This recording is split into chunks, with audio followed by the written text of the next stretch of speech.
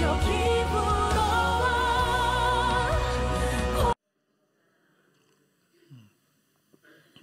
도대체 안 웃은다 그러는데 다 우리 교회는 다 웃고 계십니다. 네. 이번 주부터 저는 이제 수요일 밤에 에베소서를 살펴보려고 합니다. 에베소서. 왜 에베소서를 보려고 하는가? 6장밖에 되지 않지만 하나님의 온 구주의 구속사의 모습, 전 우주적 하나님의 목적이 이 6장 안에 들어 있습니다. 이게 매우 중요한, 물론 다 성경책이 중요하지만 특별히 이 교회론과 관련해서 에베소서가 매우 중요한데 이 말씀을 보도록 합니다. 하나님께서는 예수 그리스도를 통하여 우주적 목적을 보여주셨습니다. 하나님이 자신의 아들을 세상 가운데 보내주면서 하나님의 거대한 우주적인 목적 뜻을 예수 그리스도를 통해서 보여주었습니다. 근데 이 예수 그리스도를 통해서 위대한 목적을 이 땅의 교회를 통하여 그 목적을 계속 이루어가게 하십니다.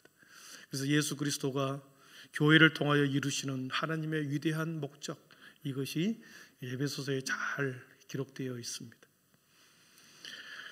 여러분, 이 땅의 교회를 통하여 하나님의 우주적 목적이 드러나고 교회의 일치와 교회를 격려하고 교회가 하나 되고 그리고 연합의 정신을 이루어가는 것, 바울 사도는 매우 중요하게 여겼습니다. 그리스도와 하나님과의 연합, 성도와 성도 사이의 연합, 교회 안에서는 이 두 가지가 매우 중요하다. 교회에서 성도들이 모이면 말씀을 가르치는 것은 하나님과의 계속 연합하라, 하나님과 끊임없는 연합을 통해서, 그리고 그 연합이 하나님으로부터 끝나는 것이 아니라 성도들 사이에 계속 연합하여 하나가 되도록 하는 것, 교회의 목적이 여기에 있다. 이것을 에베소서에서는 기록하고 있습니다. 하나님의 이 땅을 향한 우주적인 목적이 하나님의 일방적 선택, 예정이라는 것에서 출발합니다. 하나님의 예정, 하나님의 선택, 그리고 하나님과의 화목, 만물의 조화된 상태에서 벗어난 이 세상을 다시 하나님과 화목하게 하는 것, 그리고 그리스도의 도구인 교회. 하나님께서 화목을 이루기 위해서 그리스도를 이 땅에 보내셨습니다. 하나님과 인간을 화목시키기 위해서 화목제물로 그리스도를 보냈죠. 이 그리스도를 통해서 화목을 이루기 위하여 교회를 세우셨고, 이 교회를 통하여 그리스도인 도구로, 그리스도인이 하나님과 화목하는 도구로 교회를 세웠기 때문에, 그리고 이 교회 안에서 생활하는 모든 성도들의 영광에 대해서 또한 에베소서는 기록하고 있습니다. 그러니까 그리스도인들이 교회 안에서 생활하는 것, 그리고 믿음으로 세상 가운데 살아가는 것이 얼마나 영광스러운 존재인지 이 에베소서에서는 잘 나타나고 있습니다. 에베소의 전체 주제가 그리스도 안에 있는 영적인 축복을 말하는데 1장 3절을 보겠습니다. 우리 3절을 한번 같이 읽어봅니다. 찬송하리로다 하나님, 하늘에 속한 모든 신령한 복을 우리에게 주시되. 아멘. 그리스도 안에서 하늘에 속한 모든 신령한 복을 우리에게 주시되 그랬습니다. 그리스도 안에 있는 하나님의 하늘에 속한 신령한 복, 그 신령한 복을 그리스도 안에 두셨다. 그리고 그리스도 안에 두셨던 이 복을 우리에게 주신다. 그리고 계속해서 주고 계신다. 현재 진행형으로 말씀합니다. 과거에 에베소 교회에만 준 것이 아니라 지금도 계속해서 그 신령한 복을 계속 주고 있다. 진행형으로 동사를 쓰고 있었습니다. 아, 그렇구나. 하나님의 신령한 복은 어느 한순간에 그치는 것이 아니라 계속해서 하늘에서 흘러보내는구나. 이 땅의 교회를 통하여 계속해서 그 신령한 복을 흘러보내는구나. 이것을 알 수 있습니다. 그래서 영적인 축복을 누리는 것, 성도들이 영적인 축복을 누리는 것 매우 중요합니다. 사랑하는 성도 여러분, 그리스도 안에 있는 우리가 이미 하나님께서 주신 영적인 신령한 복을 다 받았습니다. 여러분 받으신 줄 믿습니까? 받았음에도 불구하고 받았는지 안 받았는지 모르고 살아가지요. 그러니까 누리지 못하는 거겠죠. 그래서 신령한 복이 무엇인지를 우리가 살펴보고, 그리고 그 말씀 아래 예비한 신령한 복을 받아 누리게 하는 것, 누리는 것이 진정한 바울 사도가 우리에게 말한 복이 다른 것입니다. 받기는 받았는데 누리지 못한다면 어떻게 하겠습니까? 예배소 말씀 가운데서 신령한 복을 받아 누리는 것이 얼마나 중요한지 4장, 5장, 6장에는 기록하고 있습니다. 먼저 우리가 서두로 바울 사도와 에베소 성도와의 관계가 먼저 알아봐야 합니다. 바울 사도가 에베소 교회를 개척을 했죠. 근데 바울 사도가 에베소 사람들과 3번의 만남을 경험합니다. 첫 번째 만남은 2차 세계 선교 여행이 다 끝나고 돌아오려고 하는 직전에 바울 사도가 잠시 에베소를 들립니다. 아직 교회를 개척하기 전이죠. 브리스길라와 아굴라라고 하는 두 부부를 데리고 2차 선교 여행을 다 마치고 이제 안디옥으로 돌아오려고 하는 그때에 잠시 에베소 사람들을 만나게 됩니다. 사도행전 18장 19절, 20절, 21절에 그게 잘 기록되어 있는데 제가 읽어드리겠습니다. 에베소에 와서 그들을 거기 머물게 하고 그들은 브리스길라 아굴라입니다. 자기는 회당에 들어가 자기는 바울을 말하고 바울은 회당에 들어가서 유대인과 변론하니 여러 사람이 더 오래 있기를 청하되 허락하지 아니하고 작별하여 이르되 만일 하나님의 뜻이면 너희에게 돌아오리라 하고 배를 타고 에베소를 떠나 안디옥으로 내려가니 그랬습니다. 만일 하나님의 뜻이면 내가 다시 여기 올 것입니다. 거기에 여러 장로들이 여러 회당에 있는 여러 유대인들이 바울 사도야 당신의 말을 더 듣고 싶습니다. 하늘의 복음을 더 듣고 싶습니다. 가지 마십시오. 그렇게 청했을 때 작별하고 다시 돌아오지요. 만일 하나님의 뜻이라고 한다면 너희에게 다시 돌아오겠습니다. 바울 사도는 그렇게 유명한 말을 남기고 하나님의 뜻이면 내가 다시 이곳에 와서 다시 여러분을 만날 것입니다. 하나님이 예정되어 있다고 한다면 내가 다시 여러분을 만날 것입니다. 이 말씀을 하고 떠나죠. 그리고 두 번째 만납니다. 3차 전도 여행할 때 이제 본격적으로 에베소에 들어가서 교회를 세우기 시작하죠. 약 2년 동안 쉼을 가진 후에 다시 3차 여행, 마지막 종교 여행을 준비하면서 신라를 데리고 에베소로 들어갑니다.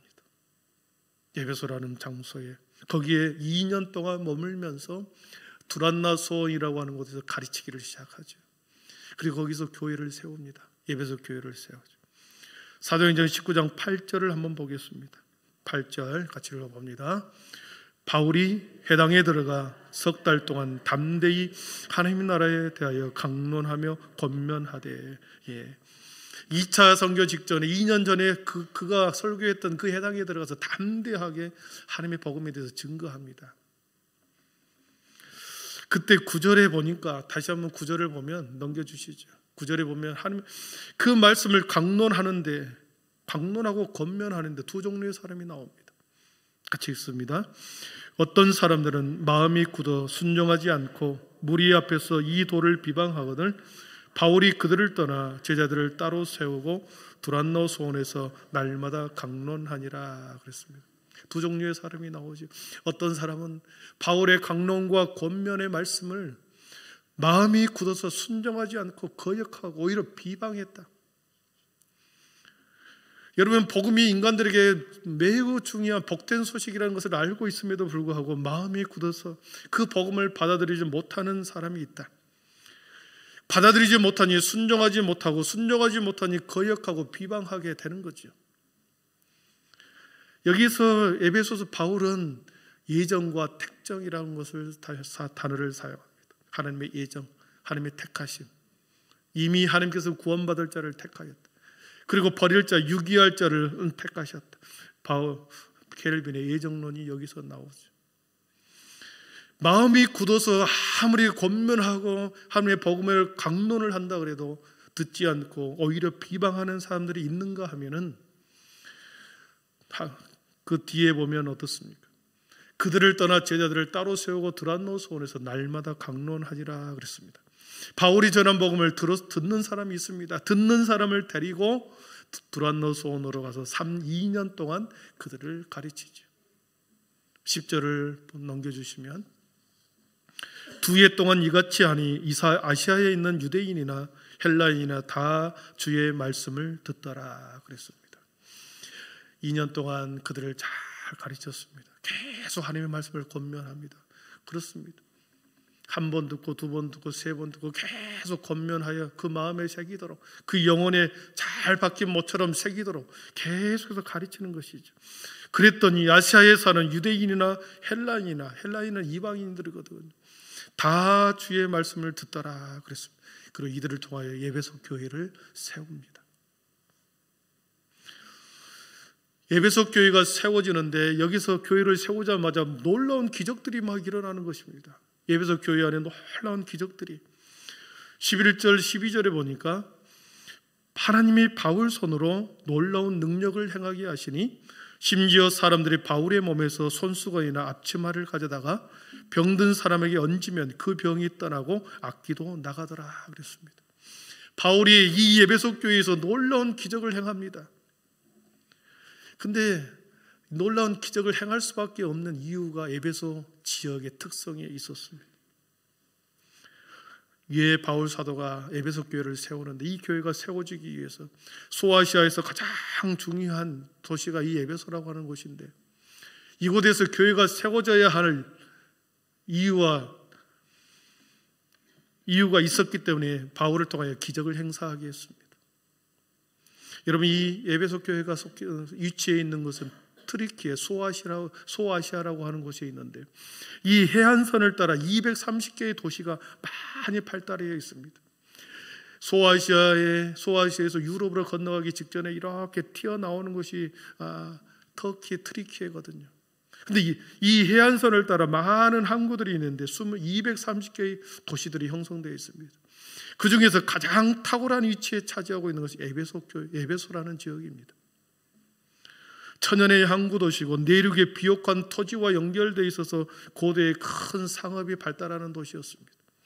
고린도 교회는 유럽의 관문의 통로에 있는 고린도시가 있었다고 한다면, 이 에베소는 아시아에서 유럽으로 건너가는 통로의 입구에 있었습니다. 해상무역이 매우 발달하고 세계적으로 중요한 도로가 거기에 나 있었습니다. 그래서 소아시아의 중심 역할, 그 지역이 에베소라는 것입니다. 그런데 이 도시를 가리켜서 에베소라는 이 도시를 다이아나 여신에게 바치는 도시다, 이런 명칭을 씁니다. 다이아나 여신에게 바쳐진 도시다. 다이아나 여신, 다이아몬드 신이 아니라 다이아나 여신, 다이아나 여신을 섬기는 바쳐진 도시다, 그 표현을 씁니다. 성경에는 아데미 신전이 있는 곳, 이 아데미 신전 안에 다이아나 여인의 모습을, 여인의 우상에 거기에 큰 동상이 있습니다. 그 여인의 모습이 이렇게 생겼습니다. 얼굴은 여인의 모습인데 가슴이 여러 개 달려져 있는 이 여신의 이 우상의 신을 이 아데미 신전 안에 세워놓고 이 여인을 숭배한 겁니다. 육체의 관능적 쾌락에 사람들의 관심을 모으는 여신. 그래서 이 신전 주변에 많은 여행객들과 순례객들이 머물러 왔고, 그리고 이 아데미 신전은 무려 25,000명을 수용할 수 있는 거대한 원형극장을 있었습니다. 넘겨주시죠. 네. 이 아데미 신전은 그리스 아테네 신전보다 4배나 큰 신전이, 엄청난 큰 신전이 있었습니다. 7대 불가사의라고 합니다. 이 다이아나 여신을 섬기는 곳곳에 이 신전들이 무려 32개나 에베소에는 있었습니다. 그러니까 얼마나 우상이 성행했고 음란했고 부도덕한 일이 발생한 도시라는 것이 이 에베소라는 지역이었습니다.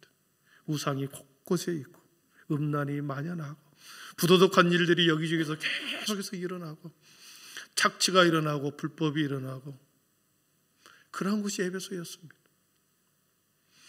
그런데 하나님께서는 이 에베소라는 이 지역에 하나님의 교회, 강력한 교회를 세우는데 쉽게 사람들에게 복음을 전하고 설명하면서 교회가 세워지겠습니까? 예수님은 어떤 분입니다. 예수님은 3일 만에 다시 살아나서 부활하셨습니다. 이렇게 전하면 되겠습니까?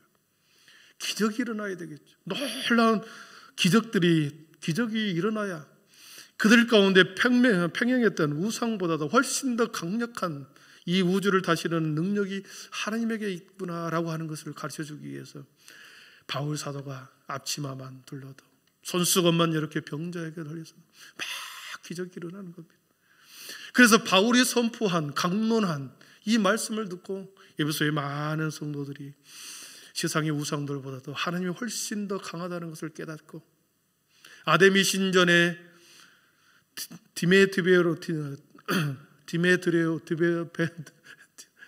디메드레오라고 하는 이 은장색 가공업자가 이 아데미 신전을 가공하는 저 일을 했던 저 사람도 워낙 예수님의 바울 사도의 말씀이 강력하다 보니 우상을 다 떠나게 되면서 그가 돈벌이를 하지 못하게 되어버렸습니다.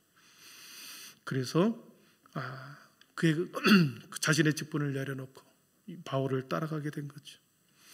악한 영이 강력하게 지배하는 이 에베소에서 바울 사도는 하나님의 능력을 보여주면서 하나님의 교회를 세웠습니다. 이것이 두 번째 바울 사도가 에베소 사람들을 만나서 교회를 세운 배경이었고, 세 번째는 오늘 말씀에 10년의 시간이 더 흘러갔습니다. 바울 사도가 로마의 감옥에 갇혀 있습니다. 로마에 압송되어 로마 감옥에 갇힌 신세가 되어버렸습니다. 감옥에서 언제 죽을지 모르는 노년에 자신이 세웠던 4개의 교회를 향하여 편지를 써버립니다. 첫 번째로 에베소 교회에 편지를 써보내고, 두 번째 빌립보 교회에서 편지를 써보내고, 세 번째는 골로새 교회 그리고 빌레몬에게 보내는 4권의 편지를 써서 바울 서신이 옥중서신이라고 그러죠. 감옥에 갇혀서 자신이 그 에베소에서 2년 동안 그렇게 능력 있게 교회를 세웠던 그 교회를 생각하면서 성도들이 과연 어떻게 지내고 있을까? 또 우상 숭배로 빠지지는 않았을까? 하나님의 신령한 복이 훨씬 더 좋은 것이 있는데 다시 세상 쾌락에 우상 숭배로 빠지는 것은 아닐까? 고민하면서 글을 쓰기 시작한 거죠. 그래서 내가 옥에 갇혀 있어도, 옥에 갇힌 자는 바울이 너희에게 말한다. 4장 1절에서도 주 안에서 갇힌 내가 너희를 권한다. 그러면서 계속해서 바울 사도는 자신이 처한 상황 가운데서 에베소 성도를 향하여 사랑하는 마음으로 글을 쓴 게 에베소서입니다. 에베소 성도들을 그리워하면서 차가운 감옥에서 가장 하고 싶은 말, 바울 사도가 죽기 직전에 가장 하고 싶은 에베소 성도들이 하고 싶은 말, 그 말이 바로 3절이었습니다. 다음 주부터 4절을 하겠지만 3절 다시 한번 읽어보겠습니다. 같이 읽습니다. 찬송하리로다 하나님, 곧 우리 주 예수 그리스도의 아버지께서 그리스도 안에서 하늘에 속한 모든 신령한 복을 우리에게 주시되. 아멘. 그리스도 안에서 하나님이 우리를 축복하신 그 놀라운 영적 축복이 무엇인지를 알려주기 위해서 이 글을 썼다. 축복의 근원이 어디 있는가? 하나님 곧 우리 주 예수 그리스도의 아버지 안에게 하늘의 신령한 복의 근원이 하나님에게 있다. 그리고 그리스도의 안에 있을 때 그리스도 안에서 하늘의 신령한 복을 우리가 주신다. 여러분, 그리스도 안에 있을 때 신령한 복을 받을 수 있다라고 하는 것을 말씀하십니다. 복의 근원이신 하나님, 모든 축복의 근원이신 하나님, 그 하나님께서 그리스도 안에 있는 모든 자들에게 신령한 복을 주신다 그랬습니다. 사랑하는 성도 여러분, 홍수로 하나님이 온 세상을 심판할 때 가장 안전하고 복된 자리가 어디였습니까? 노아의 방주였죠. 구원의 방주였습니다. 방주는 하나님의 구원 계획 속에 있는 하나의 도구였습니다. 하나님께서는 이 세상을 구원하기 위해서 예수 그리스도를 세상에 내보내면서 예수 그리스도를 통하여 모든 사람을 구원하기 위한 하나님의 영원한 구원 계획 속에 있는 하나님의 완전한 도구가 예수 그리스도였죠. 홍수 시대에는 노아의 방주 안에 있었을 때가 안전했고, 이 신약 시대를 살아가는 우리들에게 하나님께서 자신의 모든 구원을 담아 구원의 가장 완벽한 도구로 삼으신 예수 그리스도 안에 있을 때 하늘의 신령한 복을 누릴 수 있다, 그렇게 말씀하시는 거죠. 신령한 복이라고 하는 것은 이 땅에 속한 물질의 복이 아니라는 것을 우리는 상대적으로 알 수 있습니다. 그동안에 한국교회가 이 땅의 물질의 복에 대해서 많이 강조를 했습니다. 지금도 우리의 은연 중에 그런 것들이 많이 나타납니다. 삶이 잘 풀리고 돈을 많이 벌고 좋은 직장에 들어가고 좋은 대학교가 어딘지는 모르겠지만 대학교에 들어가면 출세하면 하나님께 복을 받았대. 복을 받는 사람이 하나님께 복 받았네, 이렇게 말을 하죠. 여러분 그렇지 않습니까? 결혼 잘하면 신랑 복 받았네. 여러분 출세하고 돈이 많이 벌고 그런 게 복이라고 가르쳤고, 가난하고 병들고 보잘것없이 살아가는 사람들에게 대해서는 하나님 앞에 복을 받지 못하는 것으로 우리는 이렇게 이해를 하고 있습니다. 잘못 배운 거죠. 물론 하나님은 자신의 자녀들에게 가장 좋은 것을 주십니다. 믿습니까? 하나님은 자신의 자녀들에게, 하나님의 백성들에게 가장 좋은 것을 하나님은 주십니다. 자신의 자녀들이 유리걸식하는 것을 하나님은 결코 허락지 않으시죠. 좋은 것을 주시는 것이 우리 부모님입니다. 아버지죠. 꾸어줄지언정 꾸지 않게 하시는 것이 우리 아버지, 하늘아버지이십니다. 그러나 때론 여러분 인생의 어느 한 일정한 시점에서,